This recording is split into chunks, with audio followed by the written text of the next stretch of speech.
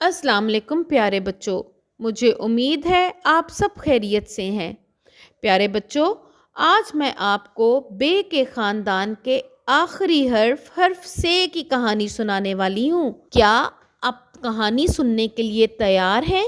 प्यारे बच्चों, बे, पे और ते की तरह हर्फ से के ऊपर भी नुक्ते होते हैं। हर्फ से के ऊपर 3 नुक्ते होते हैं और ये स की आवाज़ देता है।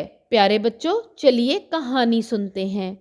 सा सोबिया ने सा समर की टोकरी में से सेब निकाले और कुछ सा साबुत और कुछ कटे हुए सेब प्लेट में रखे।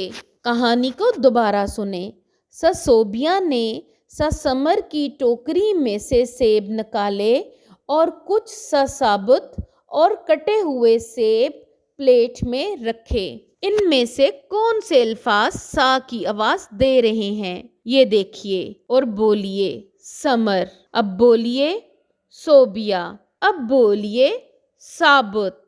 इन तीनों अल्फाज की इब्तदाई आवाज स है। प्यारे बच्चों, हर्फ से बे के खानदान का आखिरी और 5वां हर्फ है। हर्फ से के ऊपर 3 नुक्ते होते हैं और हर्फ से 2 चश्मी हे के साथ मिलकर कोई भी भारी आवाज नहीं देता। हर्फ से एक फर्शी हर्फ है क्योंकि ये भी बे, पे, ते और टे की तरह लाइन के ऊपर लिखा जाता है। प्यारे बच्चों, चलें बे के खानदान के हरूफ की एक दफा दोहराई कर लेते हैं। मेरे साथ रहें। बोलिए बे, पे, ते, टे, से। और मेरे साथ गाएं। बे के नीचे एक नुक्ता बे कहता है ब। पे के नीचे 3 नुक्ते पे कहता है प। ते के ऊपर 2 नुक्ते ते कहता है त।